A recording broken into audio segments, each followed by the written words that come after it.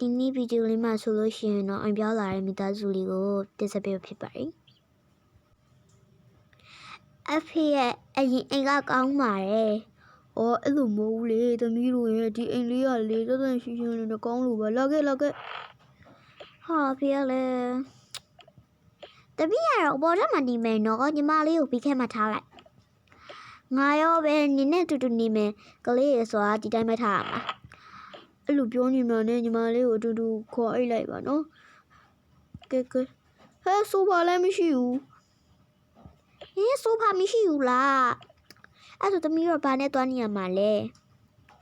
ခဏနေအောင်အဖေဟိုခေါ်ပေးမယ်သမီးအကြီးရလောသမီးအဲ့လိုပြောတော့သမီးလည်းပြီး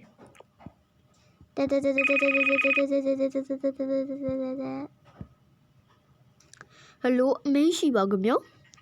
မဟုတ်ကြကျွန်တော်ရဲ့လေအခန်းလေးကိုကျွန်တော်လေဟိုဆိုဖာလေးပါလေးထားရင်တော့အဲ့ဒါလေးရလာမသိဘူးဘယ်လောက်ကြာလဲမသိဘူးအဲ့ဒါတော်လာဖေကျွန်တော်တို့အများကြီးကုန်ကြစီမှုပဲ9သိန်းလေးပဲကုန်ကြဖြစ်ပါတယ်အဖေတန်လိုက်တာတော်တန်နေအဲ့ဒါလောက်လိုက်တော့နော်ဟုတ်တယ်သမီးတို့ကအဲ့လိုပတ်စံရှိသေးတယ်လေအဲ့လို10သိန်းဝန်းကျင်ဆိုလို့ရှိရင်လည်းရှိသေးတယ်17သိန်းဆိုလို့ရှိရင်သမီးမမရှိတော့ဘူးနော်အဲ့လိုကလည်းရှိသေးတယ် promotion ချထားလို့ဟုတ်တယ်ကဲအဲ့ဆိုလို့ရှိရင်ယူမယ်နော်ဟုတ်တီးကဲအဲ့ဆိုလို့ရှိရင်သူလာတော့မှာတဲ့တီးတုံးကဲတော့ကြည့်လာအောင်မယ်နော်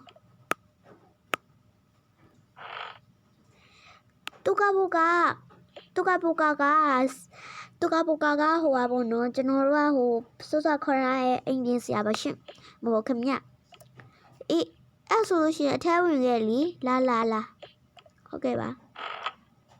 ဒီအိမ်မှာဆိုဖာတွေပါရောရှိလောက်မယ်ထင်တယ်နော်မရှိဘူးပြကျွန်တော်တို့အိမ်မှာဆိုဖာတွေပါမရှိဘူးအခုမပြောင်းလာမို့လို့ဆိုဖာမရှိဘူးဆိုရင်ကျွန်တော်တို့ကဘယ်လိုအသေးစိတ်လုပ်ပေးရမှာလားယင်ဟုတ်တယ်အသေးစိတ်လေးလုပ်ပေးနော်ဟုတ်ကဲ့အဲ့ဆိုလို့ရှိရင်ခင်ဗျားတို့ခဏလောက်ပြင်လို့ပေးပါရပါတယ်ရှင်ကျွန်တော်တို့ကပြင်လို့ပြီးတော့ပါဟုတ်ပါဘူးကျွန်တော်တို့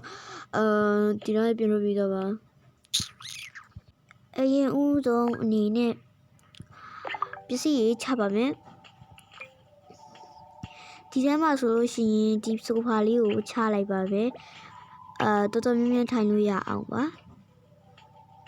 ပြီးလို့ရှိရင်လည်းဒါလေးကိုလည်းချလိုက်ပါမယ်ရပြီဆိုလို့ရှိရင်တော့ဒီနားမှာလည်းဆိုဖာလေးချလိုက်ပါမယ်ဘေးမှာအသက်ပင်လေးနဲ့အလားဆင်လို့ရအောင်ဘေးမှာအသက်ပင်လေးကိုထားလိုက်ပါမယ်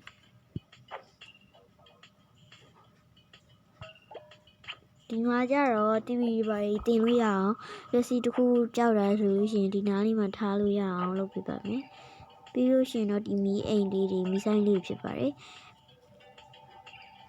ဒါလေးကိုအဓိကထားပြီးသုံးပါမယ်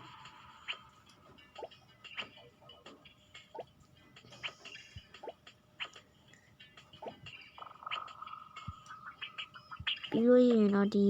ဥစ္စာလေးကိုထည့်ပါမယ်ဒါလေးရကြတော့လည်းမရှိမဖြစ်ဘူးနော်တပင်လေးနဲ့အလားဆင်လို့ရပါတယ်ဒါလေးရပါပဲကဲဒါလိုဒီလိုတဲ့ပေါ့နော်နည်းနည်းလှသွားပါပြီ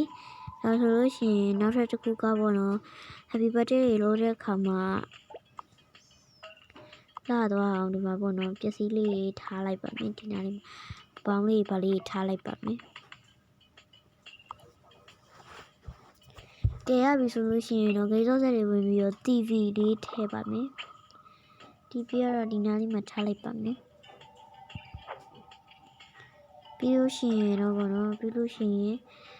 ဆိုဖာပြီးလို့ရှိရင်ဒီနားလေးမှာပါလေးချန်ကြည့်လိုက်တဲ့တေချာကြည့်ပါမယ်နိုင်ချန်ခဲ့တဲ့အတွက်ကြောင့်နိုင်လေးထည့်လိုက်ပါမယ်ထည့်ပြီးတော့လို့ရှိရင်ဒီရဘောနော်ဆိုဖာပါတဲ့ဆိုဖာမပါရရှိတဲ့ဘောနော်ပစ္စည်းလေးတွေကိုဒီမှာထားလိုက်ပါမယ်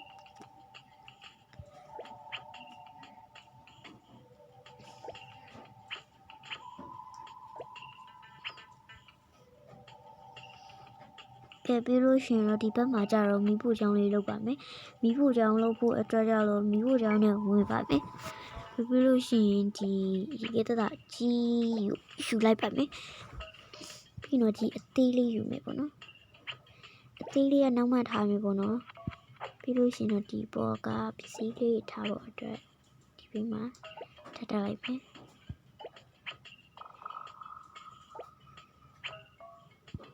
ဘေးမှာလည်းပစ္စည်းတင်ဖို့အတွက်တစ်ခုခုထားပါမယ်ဒီဘေးမှာပေါ့နော်ဒါမှားသွားပါဒါတော့အသုံးမလို့တော့ပါဘူး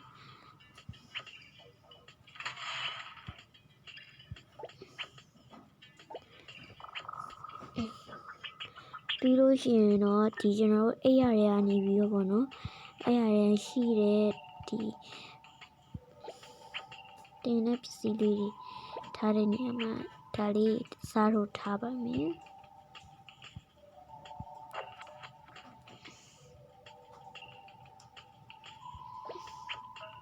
ဒီနေရာမှာကျတော့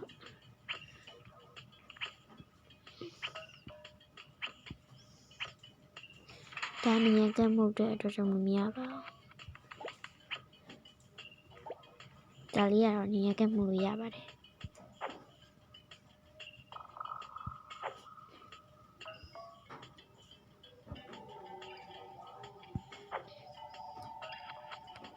ပြီးလို့ရှိရင်ဒီဟာလေး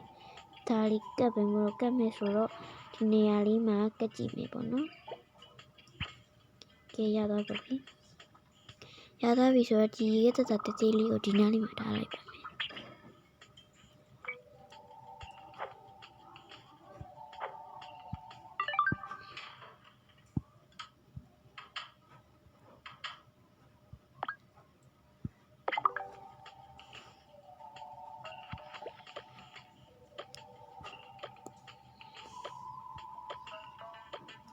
ဒီပုံမှာမုတ်ထုတ်လေးထားလိုက်ပါမယ်